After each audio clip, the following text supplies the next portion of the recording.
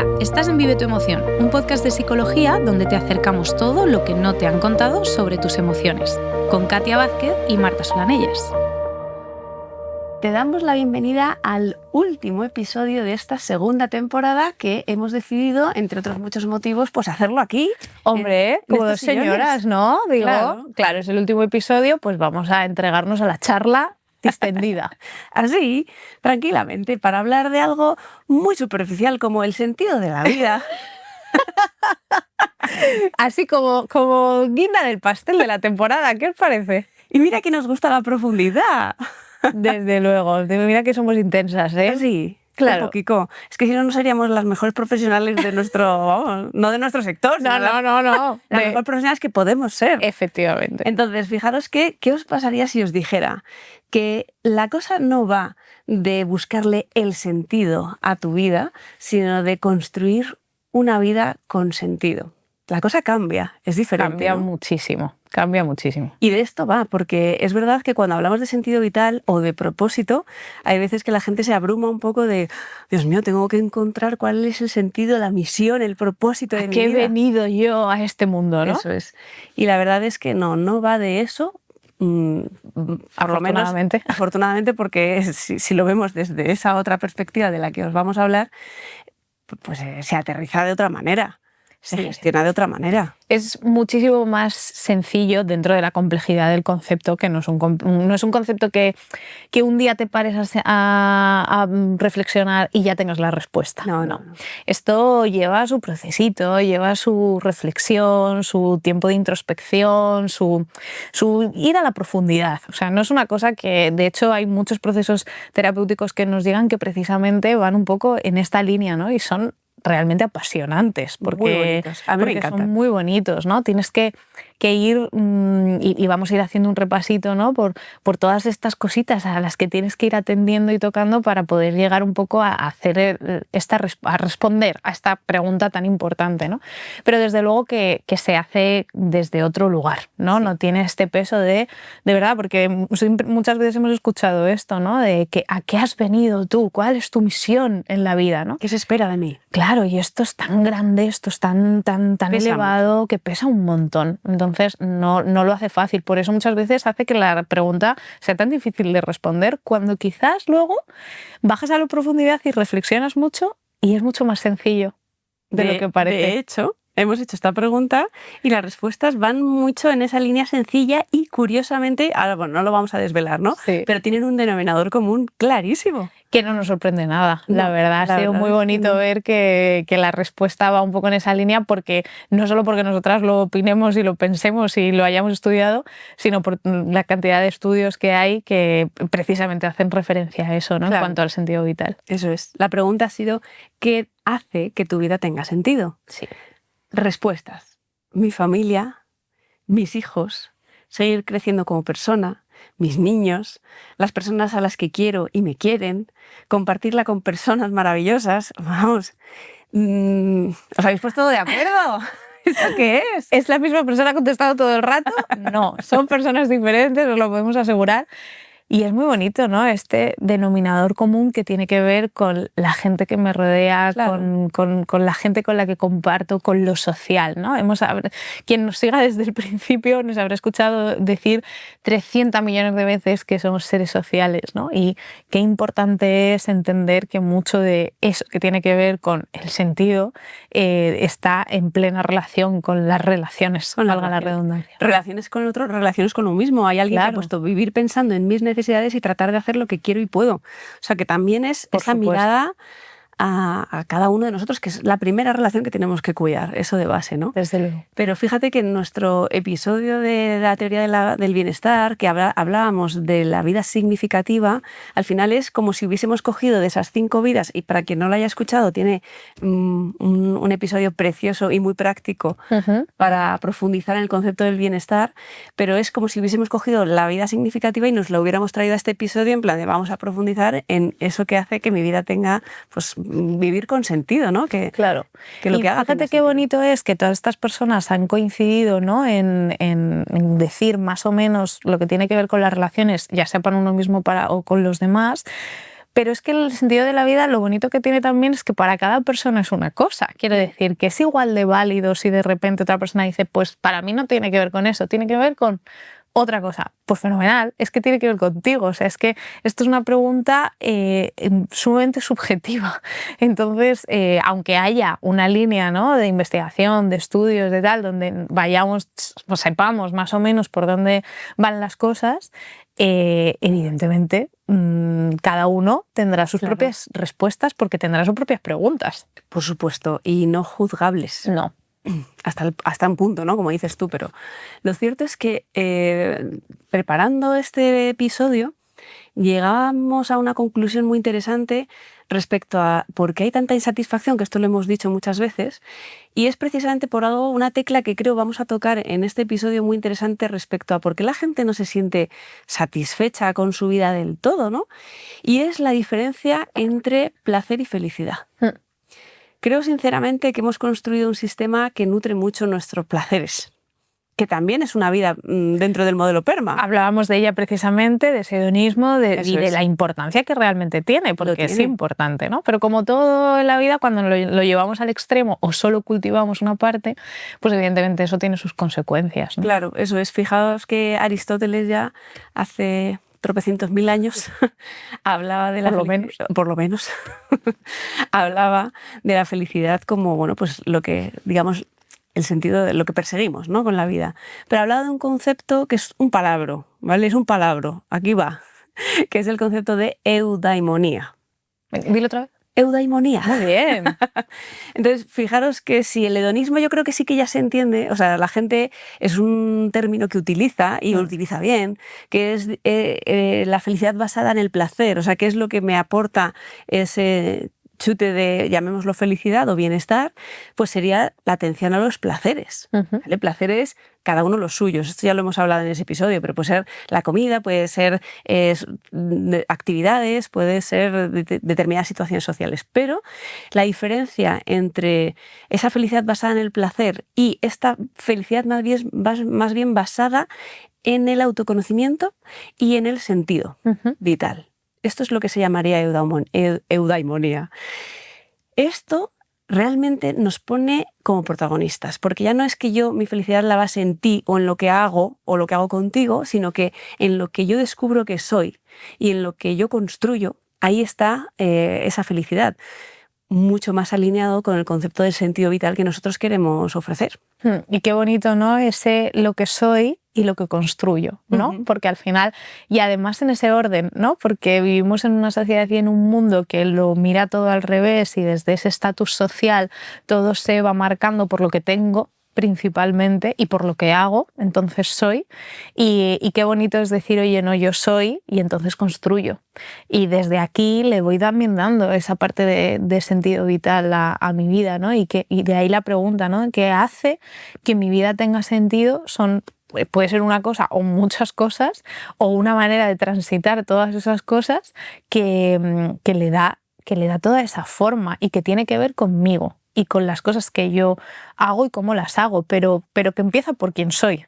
Claro, de hecho ahí decimos muchas veces, cuidado, no pongas tu felicidad fuera de ti, no pongas tu felicidad en circunstancias que tengan que suceder. Seré feliz cuando toque la lotería, o seré feliz cuando, ¿no? Siempre y eterno seré feliz cuando. No pongas tu felicidad en los demás. Si tú estás feliz, yo lo estaré. Si tú estás conmigo, estaré feliz. Cuidado con eso. Pero claro, qué curioso que mi vida tiene sentido por mis niños, mi familia. O sea, que hay una paradoja preciosa que cuidar, porque se nos puede desvirtuar que efectivamente los demás le dan sentido a mi existencia, pero yo tengo que darme sentido a mi existencia para empezar. Claro, y yo tengo que ser. Y por eso no son preguntas, como decíamos al principio, que se respondan en una tarde, ¿no? En esta hora de reflexión, sino que son preguntas que necesitan de mucho autoconocimiento, y siempre hablamos también de la importancia que tiene, porque si yo no sé responder a esa temida pregunta o a esa preciosa pregunta, dependiendo desde dónde te la hagas, de quién soy o quién estoy siendo, pues entonces, claro, y muchas otras más, ¿no?, que tienen que ir en esta línea, pues es un poco difícil, ¿no?, poder responder a todo esto. primera pregunta puede ser eso, ¿quién soy? ¿Quién estoy siendo? Que nos gusta mucho en Gerundio. Y ¿estoy satisfecho?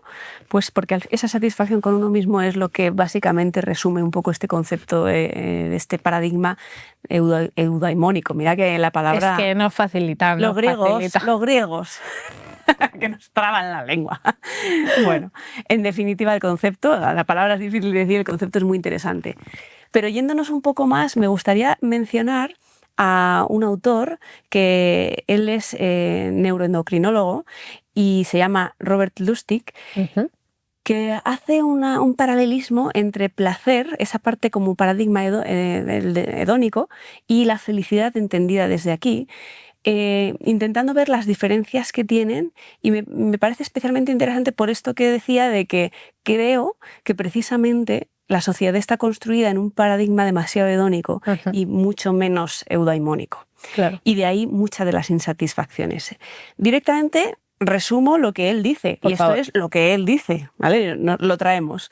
En algunas cosas estamos más de acuerdo que en otras, pero lo traemos aquí. Diferencias entre placer y felicidad. La primera, el placer es pasajero, es puntual, es más efímero, la felicidad es más permanente, más duradera, ¿vale? Segunda diferencia, el placer es muy visceral, la felicidad es un poco más etérea. De ahí que muchas veces cuando necesitamos concretar nos vamos más al placer. Y de ahí que muchas veces sea a través de actividades placenteras desde donde resolvamos sintomatologías, ¿vale? Porque si no lo demás se me queda demasiado fuera del alcance, ¿no? Claro. Tercera diferencia, el placer es más recibir y la felicidad tiene también mucho que ver con dar. De hecho, hay muchos filósofos que la felicidad la unen al altruismo, curiosamente. La unen a algo como mucho más trascendental, ¿no? Que es eso etéreo que hablábamos antes. La cuarta sería que el placer se puede conseguir a través de sustancias, la felicidad no. No puedes conseguir una pastilla, una sustancia, algo material que te dé un chute de felicidad, ¿no? La quinta sería que el placer se puede experimentar solo, la felicidad la engloba más en el parámetro social, ¿no? Esta es reflexionable, ¿no? Porque dices, Sí. ¿puedo ser feliz sin...? Bueno, somos seres sociales, somos seres políticos, necesitamos al otro. Claro que podemos experimentar la felicidad estando solos, pero eso es una vida en soledad. Claro. Eso es un momento en el que estás solo y disfruto de estar en tranquilidad. Claro, y realmente esa plenitud se puede realmente conseguir sin cubrir esa necesidad socioemocional de pertenencia, de poder y de sentir ese reconocimiento no solo propio, el reconocimiento también viene desde fuera, ¿no? Y lo necesitamos desde fuera. Entonces, me resulta difícil llegar a un concepto de plenitud, ¿no? Que yo creo que va un poquito más en esa línea, sin el otro. Que no quiere decir que sea solo por el otro. Claro. Y que no quiere decir que sea a través del otro únicamente, ¿no? Pero sin el otro, absolutamente solos. Bueno. Yo creo que hay tantos estudios que han vuelto a poner sobre la mesa la importancia del parámetro de pertenencia o el parámetro social para la plenitud, la satisfacción, el bienestar, que ya no nos queda otra que asumirlo, ¿no? O sea, que la soledad es muy lesiva a nivel emocional. La soledad no escogida es tremendamente lesiva y atenta directamente contra este parámetro de felicidad, ¿no? Claro. Esto es a lo que yo creo él se refiere, ¿no? Sexta, los placeres extremos pueden llevar a la adicción, pero no hay evidencia de que un exceso de felicidad, ¿vale?, te pueda llevar a un estado adictivo.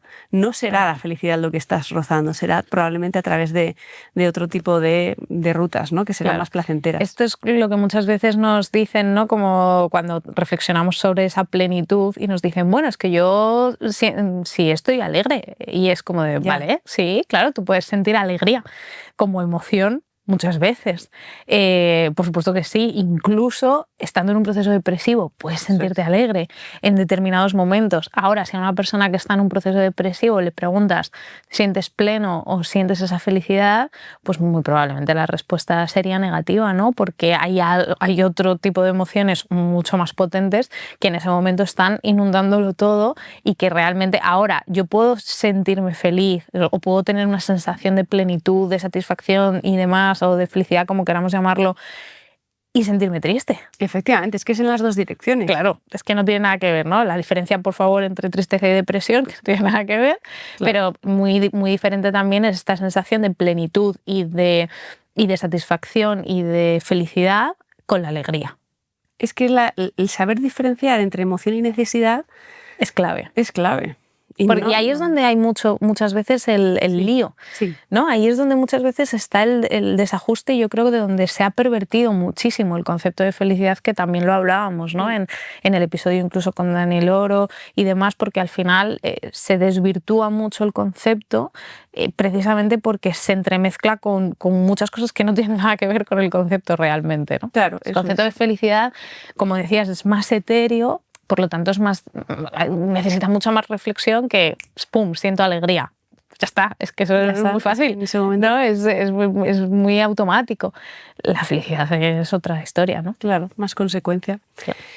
Y luego viene la séptima, y que a mí más interesante me resulta. Y ya hace mención un poco a la parte tal vez más técnica de esta explicación, que tiene que ver con los neurotransmisores, que recordamos que son esas, digamos, la posibilidad de que las neuronas se conecten entre ellas es gracias a la liberación de estos neurotransmisores que hacen, como diría Nazaret Castellanos, que se manden como mensajes, como cartas en las neuronas y se vayan conectando y despertando. Ella poetisa siempre, además de física y científica. Entonces, claro, en esta ocasión Robert Lustig dice, el placer es dopamina, y ahora vamos a explicar un poquito, la felicidad es serotonina.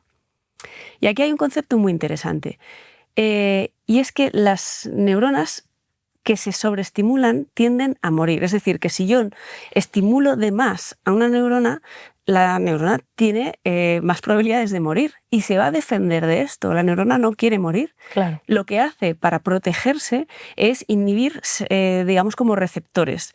De manera que si yo, cuando hacía esta actividad o comía esto o me tomaba tal cosa, me generaba pues, placer, la sensación placentera, cada vez voy a necesitar más de eso para poder sentir ese mismo placer. De ahí el concepto un poco de tolerancia, cada vez necesito más porque le estoy intentando como llamar a la puerta a esa neurona para que se despierte. Y la neurona dice, no me despiertes tanto que me matas. Claro. Entonces voy a quitarle como posibilidades de que me despiertes. Esto es como inhibir los receptores.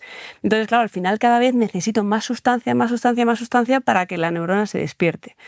Claro, ¿qué ocurre? Que la dopamina es excitatoria, lo que hace es despertar a las neuronas. Sin embargo, la serotonina es inhibitoria. Entonces tiene ese efecto inhibidor que lo que hace es apaciguar a las neuronas. De ahí, y muy interesante, que el concepto de felicidad vaya tan de la mano del concepto de serenidad. Claro. Porque es que es silencioso a nivel neuronal. Cuando tú estás en paz, cuando tú estás pleno y cuando estás feliz, generalmente estás tranquilo, porque lo que tienes es como esa serotonina que es inhibitoria. Claro, tiene mucho más que ver con esa sensación de serenidad, de tranquilidad, como dices, de calma y de satisfacción. O sea, la felicidad y esa serotonina estaría mucho más relacionado con una intensidad más bajita. Eso es. Que no quiere decir negativa, simplemente quiere decir más bajita, y no con una excitación, que sería lo que nos aportaría esa dopamina o ese placer, y que además es mucho más cortoplacista, ¿no? Es como mucho más, llega, se da y desaparece. Y desaparece, ¿no? Y cada vez necesito más, que claro, decíamos, ¿no? Claro. Ahora bien, entendemos, ¿vale? La dopamina viene a terremoto, la serotonina apacigua. Pero resulta que aquí ocurre algo fascinante, y es que no puedes, digamos, como tal, tener una sobredosis de serotonina precisamente por su efecto inhibidor, pero sí que hay una cosa que suprime la serotonina. Me encanta escucharte hablar de esto porque es que te apasiona. Me apasiona. ¿Qué es? La dopamina.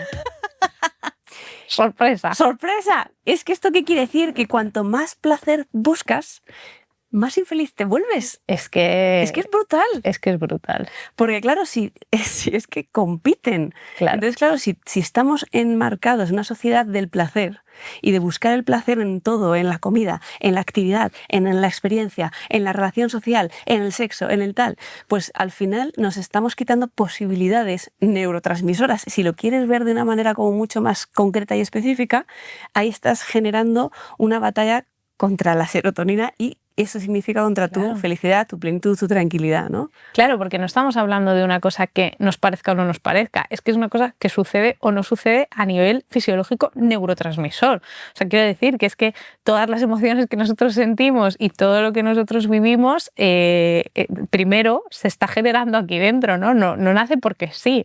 Entonces, si estamos hablando de que ese placer genera mucha más dopamina y por lo tanto menos serotonina, claro, es que hay una clave, ¿no? Hay por lo menos un camino. Hay una explicación para todas esas personas que buscan constantemente vivir experiencias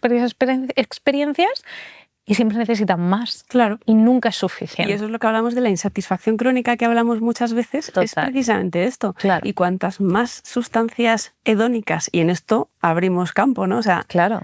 la sociedad nos ofrece muchísima experiencia dopamínica. Claro, haciéndote creer que la necesitas, ¿no? Entonces, generándote esa dependencia y esa necesidad, al final acaba enganchando a nivel neurotransmisor, claro, con esa dopamina y con esa acción de la experiencia de estar viviendo eso.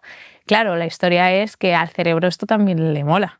Entonces, claro, como esto le gusta, es como de, pues dame más de esto, porque esto me encanta, ¿no? Entonces, es esa trampa, porque nuestro propio cerebro nos está haciendo la trampa y no nos está guiando hacia donde realmente nos debería guiar para decirnos, hey, que quizás esto no, ahí entra nuestra razón y no tanto esa emoción para ayudarnos a marcar un poquito el camino y a decir, oye, que quizás necesito más de otro tipo de cosas, aunque no me den este chute, ¿no? En este momento. Al final, fíjate que estamos muchas veces los profesionales hablando del impacto de las redes sociales, por ejemplo, y ya se ha explicado muchas veces cómo las redes sociales están todo el rato generando esa dopamina continuamente, cuando realmente la serotonina, si me preguntas cómo se nutre, pues tiene que ver más con una nutrición más existencial, más emocional.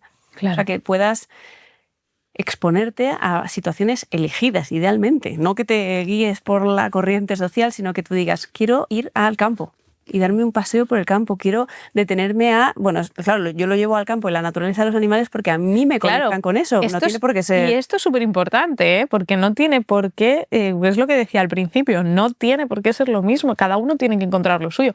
De ahí esa necesidad de que cada uno se haga sus propias preguntas. No puedes, mire, yo puedo escucharte e inspirarme o sentirme identificada y decir, oye, pues a mí también, ¿no? Oye, pues a mí esto. Pero lo bonito de toda esta historia es que cada uno haga su propio trabajo para encontrar qué es eso que a mí me conecta con mi propia felicidad, con mi propio bienestar, con mi serotonina, si nos queremos poner ya en esta misma línea en la que estamos, ¿no? Nos vamos a tomar serotonina. Vamos a activar nuestra serotonina. Claro, fíjate que poniéndonos en la variedad maravillosa que tiene la sociedad, entendiendo que este proceso eudaimónico tiene que ver con el encontrar, digamos, como esa satisfacción con uno mismo, que tiene que ver con esto de la serotonina, a lo mejor una persona lo encuentra pues conociendo una nueva cultura, claro, o aprendiendo un nuevo idioma y lo que signifique para esa persona a nivel de desarrollo personal, o bueno, pues explorarse a sí mismo, un propio proceso de desarrollo personal, de conocerse más. Al final, lo siento, pero la felicidad está en la profundidad. En la intensidad, fíjate que no iba a ser tan malo lo de ser unas intensas, no va a ser tan malo. Claro, y cuando alguien pues pasa por encima y se queda más en la superficialidad, pues probablemente tenga mucha más capacidad para irse hacia ese placer y ese hedonismo que para irse a toda esta parte que estamos hablando, que no lo estamos diciendo nosotras, sino que son muchos autores hablando de este concepto del sentido vital.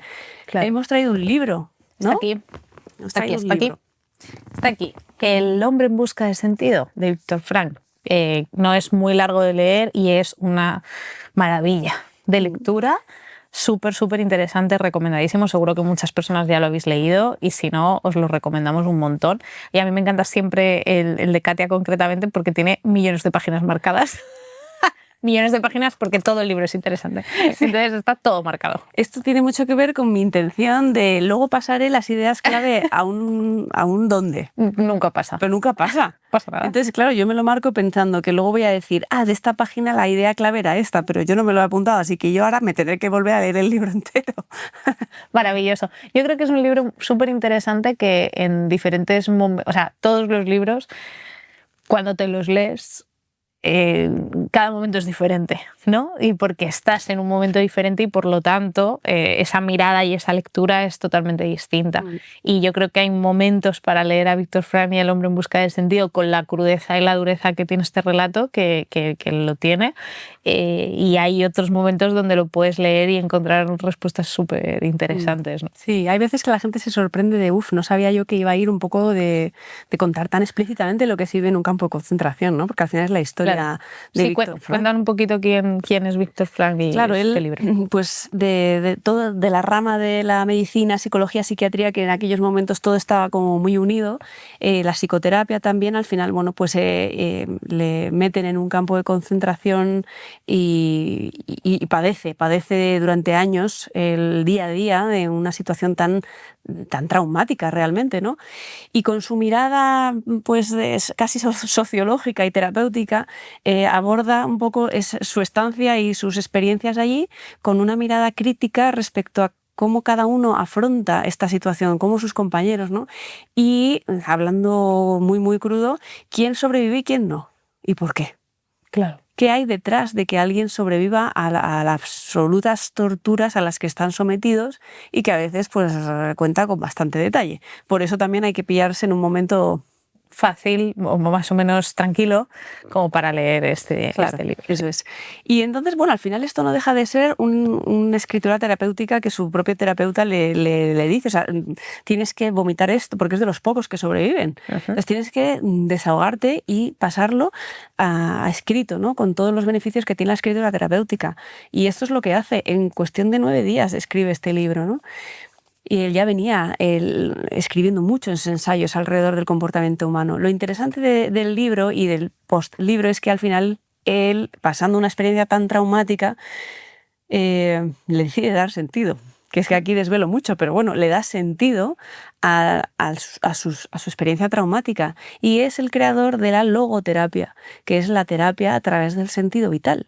Porque al final él lo que descubre, y bueno, si veis entrevistas suyas, son interesantes porque él es muy vehemente, ¿no? No se queda y se posiciona, ¿eh? No te creas que se queda en un punto neutral, es como, no, esto es... Él le da mucha importancia a la actitud, que esto a mí a veces me da miedo cómo a veces determinadas disciplinas lo han cogido y se lo han llevado ya a un extremo que todo es actitud.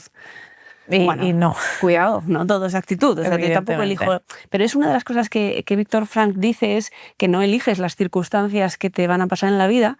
Lo único que puedes es elegir la actitud con la que te enfrentas a ella. Y claro, a ver, si a mí me lo dice una persona que no sé qué le ha pasado en la vida, pero nada demasiado grave, pensaría, bueno, pues un buen consejo, fin. Pero hombre, cuando te lo cuenta una persona que ha sobrevivido gracias a su actitud, pues digo, hombre, lo mismo hay que escucharle a este hombre, ¿no? Y es verdad que no lo es todo. Yo sigo defendiendo que no lo puede ser todo. Y es más, en alguna entrevista que he visto suya, cuando le pinchan un poco en... Y si no hay actitud porque incluso clínicamente no la hay, y entonces él ya lo eleva a algo más religioso, pues confía en la fe. Claro, el problema de esto, ¿no? Las limitaciones también de llega esto. Llega un punto callejón sin salida, ¿no? Claro, porque al final no puedes depositarlo todo en la actitud de la persona, porque podemos ir atrás en el tiempo y poder entender la historia de vida de Viktor Frankl para poder entender por qué él quizás tenía una capacidad de tener una actitud diferente que le favoreció a nivel ADN mismamente. Rasgos de personalidad, de historia de vida. Claro, es que no podemos solo basarlo en la actitud, ¿no? Porque hay personas con una capacidad, una facilidad mayor a cierta actitud por la historia de vida, simplemente por la historia de vida que hayan tenido. Claro. Y eso ya es muchísimo, ¿no? Claro. Entonces, bueno, cuidado. Y aquí venimos a poner las cosas como las sentimos, valiosísimo, pero cuidado. Sí. Entonces, bueno, al final cuando hablamos de sentido vital, hablamos de propósito, muchas veces viajamos a Okinawa. Es que, bueno, nos gusta este es el viaje de nuestra vida. O sea, quiero decir, cuando Vive tu Emoción haga 10 años, pues lo celebraremos yendo a Okinawa, porque cada año que hablamos y hacemos mucha formación sobre el propósito de vida, hablamos precisamente de esta islita japonesa maravillosa y bueno, tendremos que ir. En algún momento de la vida, yo creo que es pues buen momento de firmar aquí que cuando Vive tu Emoción haga 10 años me lo acabo de sacar de la manga esto, pero es que a mí me encanta hacer estas cosas. Porque el tiempo pasa muy rápido. Bueno, 10 años, nada. Es que 10 años nos da tiempo. Nos da tiempo a preparar un viajecito maravilloso. A Okinawa. ¿Y por qué a Okinawa? Porque, efectivamente, porque la gente va a decir, ¿y estas, Vale. estas dos tontas qué les pasa con la isla japonesa? No, de verdad, que tiene su sentido.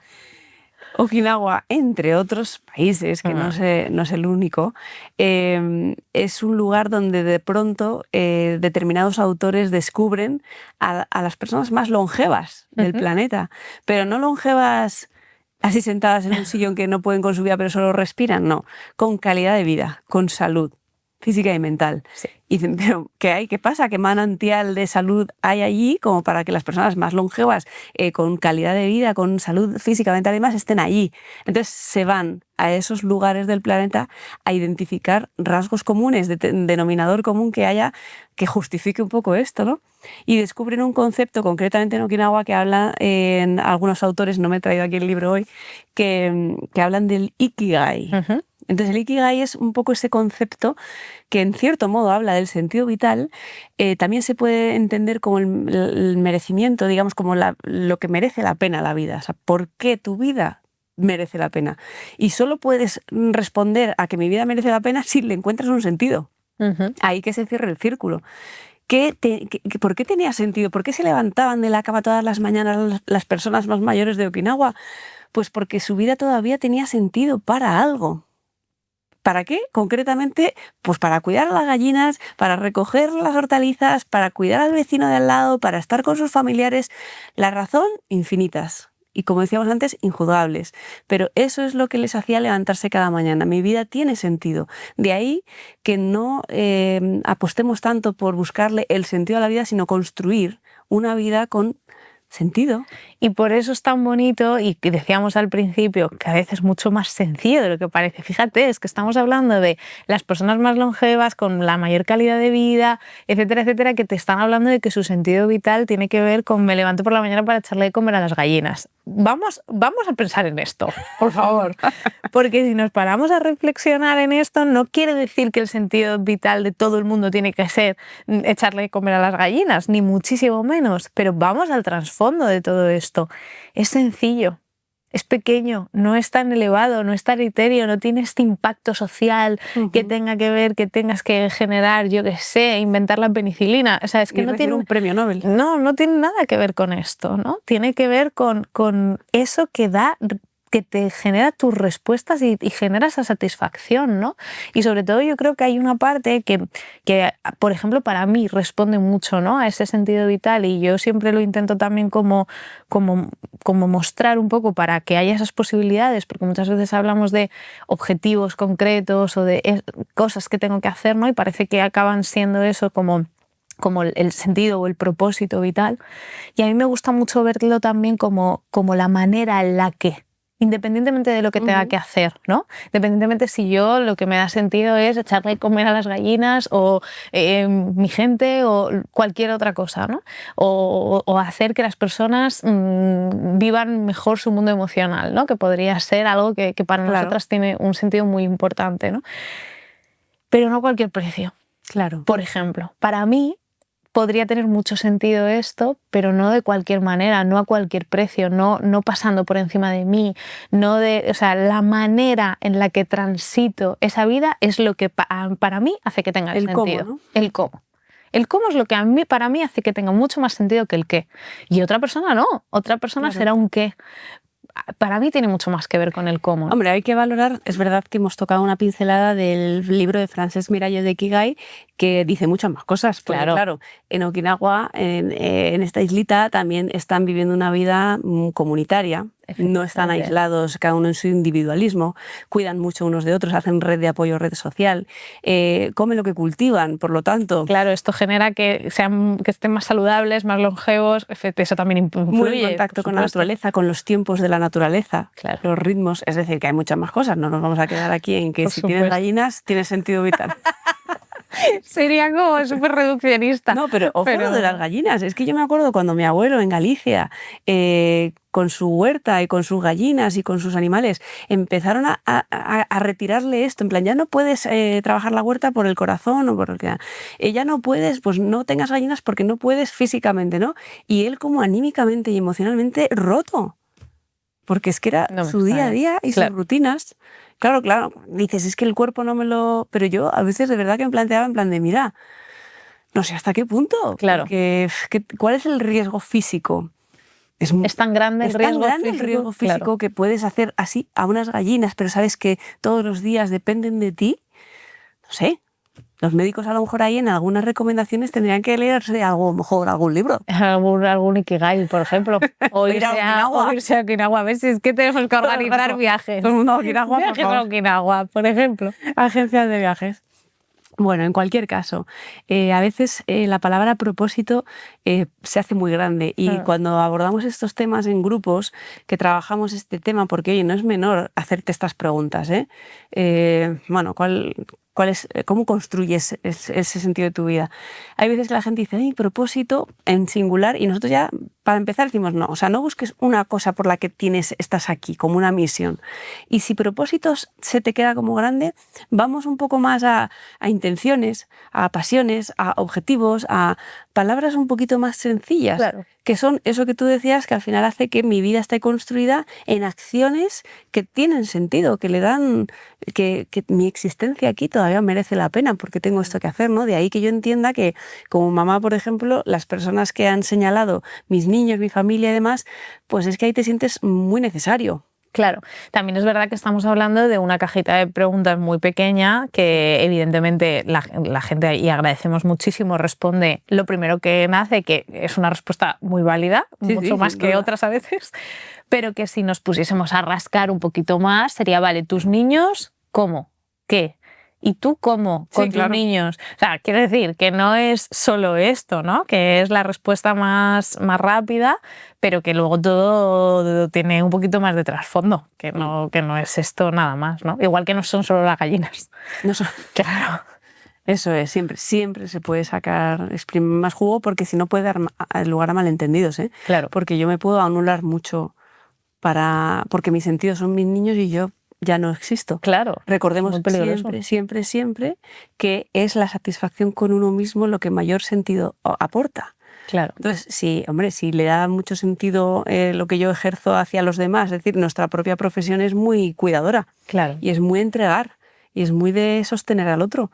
Pero si nosotros no estamos bien o no nos cuidamos, olvídate. No podemos estar para el otro. Ni profesión ni sentido. Claro, totalmente. Entonces, bueno, cuidado con eso. Pero en cualquier caso, no dejan de ser preguntas muy interesantes que nos podemos hacer y hay un ejercicio que nos gusta especialmente, ¿no? Sí, nos gusta mucho donde siempre reflexionamos de por qué siempre sale que una de estas cuestiones sea el campo... Mira, claro. Vamos a explicar el ejercicio, ¿vale? Vamos a convertirnos en este momento, para todo el que nos estéis escuchando, en hadas madrinas. Que esto nos gusta mucho, ¿no? Y como buenas hadas madrinas, pues concedemos deseos. Y este ejercicio es muy bonito porque el deseo que concedemos es la posibilidad de vivir 3 vidas paralelas. Vivir 3 vidas paralelas donde cada uno de esas vidas, cada uno las pueda elegir a su manera. Toma deseo, ¿no? Ya no es la que te toque, pero vives 3, sino es que tú quieras. Entonces, en este ejercicio, que cada uno tiene que reflexionar, bueno, ¿qué serían las cosas más importantes de esta vida, ¿no?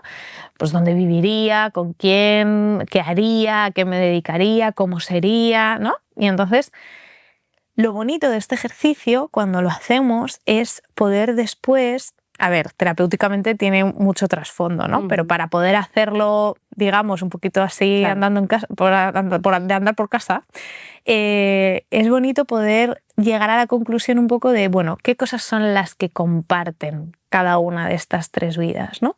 Porque entonces ahí estoy viendo que esto es relevante. Imagínate que en las 3 vidas hay la posibilidad de viajar. Bueno, pues ya estoy viendo que quizás viajar es algo importante. Y yo en mi vida actual, ya volvamos a la realidad, no ya al deseo de estas 3 vidas, sino en esta vida, ¿qué estoy haciendo yo por hacer esto realidad? Cuando si me pongo a soñar, esto aparece como algo que me gustaría y que sería importante, y que me... Hombre, si yo elijo 3 vidas, entiendo que estoy eligiendo 3 vidas que me hacen feliz y me gustan. también nos hemos encontrado de todo, ¿eh? Sí, Por sí. eso digo que los psicólogos que nos estéis escuchando, de verdad que es un ejercicio súper interesante, ¿no? Pero este ejercicio al final nos lleva a esto y muchas veces reflexionamos que una de las vidas que la gente elige o que muy recurrentemente se expone tiene que ver con irme al campo a cuidar de mis gallinas, de mis animales y vivir ermitaña y demás, ¿no?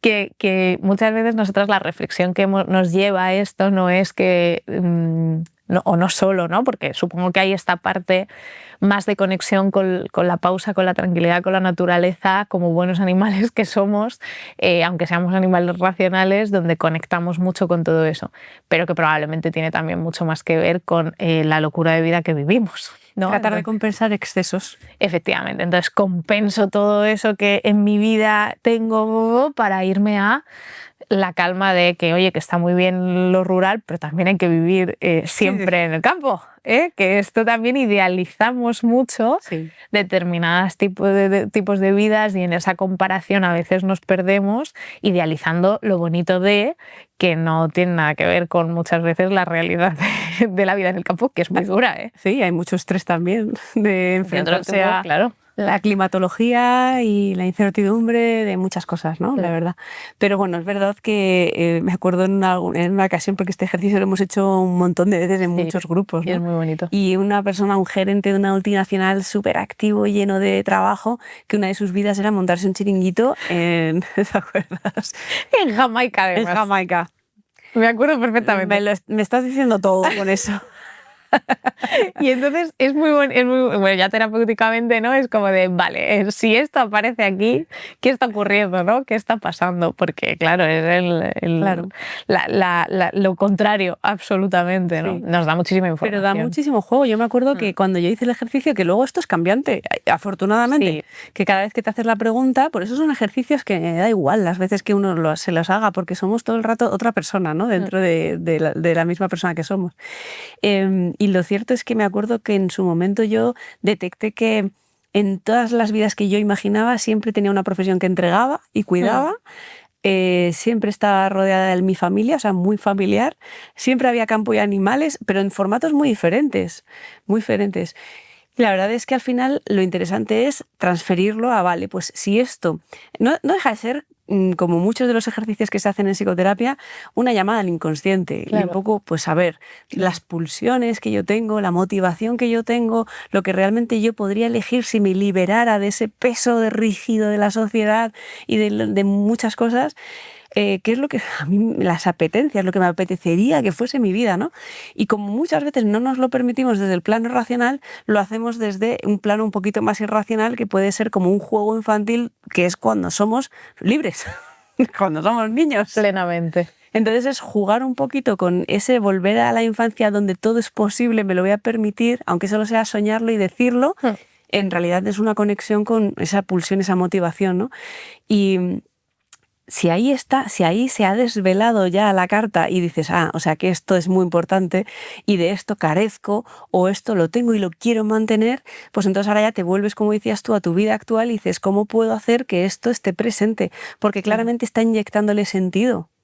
Y es que eso es el sentido, ¿no? En ese lugar y en ese momento en el que nos reconocemos siendo libres de poder conectar con eso que realmente nos llena y que realmente es pleno y que a veces tiene que ver con lo placentero, pero que no necesariamente con ello, ¿no? Que tiene mucho más que ver con lo que lo envuelve o con ese sentido, ¿no? Entonces, claro, es muy bonito poder llegar a esas conclusiones porque da mucha guía. Lo bonito de trabajar el sentido vital es que al final genera estructura. O sea, el ser humano, una de las cosas que peor lleva en la vida es la incertidumbre, es no saber hacia dónde, ni de qué manera, ni qué cosas van a ocurrir, ni qué va a pasar, ¿no? Por lo tanto, cuando le damos guía y le damos, pero dentro de esa guía, flexibilidad, y dentro de esa guía hay coherencia, entonces, claro, todo empieza a tener otro camino, ¿no? Por eso Totalmente. el trabajo en prioridades, el trabajo en valores es fundamental cuando nos estamos haciendo esta pregunta de sentido vital. El autoconocimiento, como hablábamos, yo no puedo si no me conozco, no sé quién soy, no sé cómo regularme, no sé las cosas que me ocurren, no sé mi historia, no sé esto cómo me influye, es muy difícil que yo vaya a poder responder qué valores son importantes para mí en mi vida, qué cosas son prioritarias, actuar en consecuencia. Es que por eso no es una pregunta que se responda tomando tu café, ¿no? Puedes inspirarte por muchas personas, pero tú tienes que llegar a encontrar esas respuestas y esa guía y esa coherencia. Y yo creo que actuar en coherencia con esto da muchísima solvencia, ¿no? Da muchísima estructura y mucha seguridad y serenidad a eso que me da sentido y que entonces persigo. Y que entonces busco y que entonces me acompaño en ello. Claro, cuando vives una vida que no te nutre o que no te satisface por ningún lado, pues hay que hacer un poco ese ejercicio de, bueno, a ver, vamos a hacernos las preguntas importantes, porque al final las decisiones que tomo hoy dibujan el futuro que estoy construyendo mañana. Entonces, esas decisiones tienen que estar fundamentadas en todo lo que has dicho. Claro. Y las decisiones las tomamos todos los días, a todas horas, ¿no? Estamos tomando decisiones que modularán nuestra vida, algunas más trascendentales y otras menos. Pero vivir con esa conciencia, dándome cuenta de las cosas, no en automático, no a ciegas, no por herencia, no por lo que se espera o por lo que me digan, sino que realmente elijo esta vida y la elijo de esta manera, me parece un acto de libertad fascinante. Totalmente, ¿no? Porque al final, fíjate que tomando decisiones en las que si yo más o menos sé hacia dónde quiero ir o esto que me da sentido, yo puedo tomar decisiones que estén mucho más alineadas con eso y darme cuenta de si yo tomo esta decisión, ¿esto me acerca o me aleja? Claro. ¿No? Y recuerdo un momento hace unos cuantos años antes de montar Vive tu Emoción y que fuese lo que es hoy, en el que también nos llegamos a hacer esta pregunta, ¿no?